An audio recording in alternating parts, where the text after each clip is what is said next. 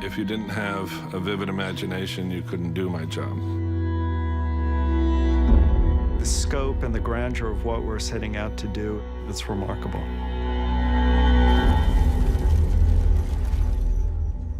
VFX brings all the components that can't be shot in the normal course of production.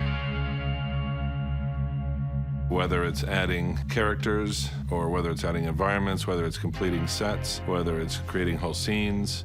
There are worlds that are much larger than we can manufacture on a soundstage or even at a location. And visual effects adds that end of the storytelling, allows us to see Jamie on a ship sailing into King's Landing Harbor, or Danny riding off on a fire-breathing dragon. In season 4, when we were just beginning to conceive for Watchers on the Wall, the attack on the ice wall, we didn't have a space that was nearly big enough or nearly enough people to execute this episode-long sequence. We needed a green screen that was bigger than anything that had ever been built, 30 feet high and 400 feet long. I thought, there's no way that this is going to happen. Now I've gone too far. And that same day, Bernie was ordering the screens to be built, and I really knew what the commitment level was of this show to make what's on the page. And therefore, the next year I said, now what we need to do is to get a flamethrower that shoots 50 feet, strap it to a robotic crane, and put it in a bull ring in Spain and hit 20 people with it. What do you think? And there we were, and we did it. So on we go. There's never going to be another job like this.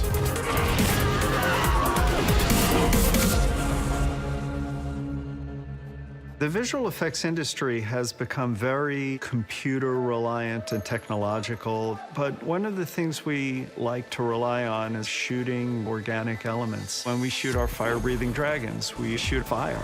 You get the light reacting the way it would and should. You get the interaction between the fire and the stunt players. When 1-1 is shot, we want 1-1 to look twice as big, so the camera needs to be half as high and half as far away.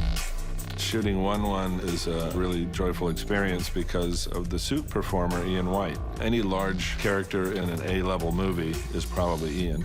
We wanted a large performer because somebody who would be 14 feet tall would have more weight and mass to move around, and a person who's a normal size would have a very difficult time pulling that off. There's a great deal of time spent figuring out the camera angles and the camera lenses, all of which is based on the creative process and first starting out in previs, where you're basically a one-person film crew in a box where you can build the set and light the set and create the characters and move them around. But then you have to sit down and figure it out.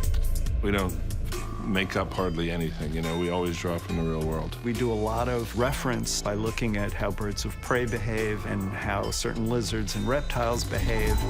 The best compliment that we can receive in visual effects is to be invisible. You know, if anything behaves in a strange way, it doesn't only blow the shot, it blows the scene. We can't cause the audience to blink at any point, so our work has to really, really be great. And that's, you know, grown as the things that we need to depict have gotten bigger.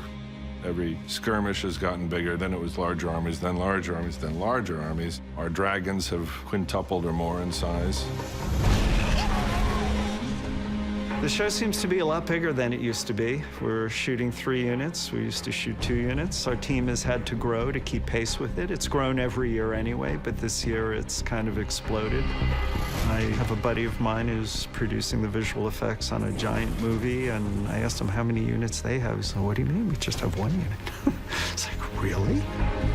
The hardest aspect of my job is, especially as the seasons grow in scope, is to keep my arms around it all.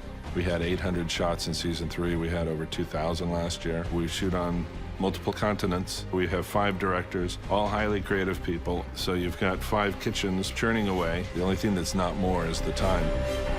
Each season has introduced a new problem for us to solve, whether it was a giant on a mammoth or skeleton whites coming out of the ground or various battles. This season employs all of those. The scope and the grandeur of what we're setting out to do and the just sheer destruction of it all is much more outlandish and outrageous in season 6.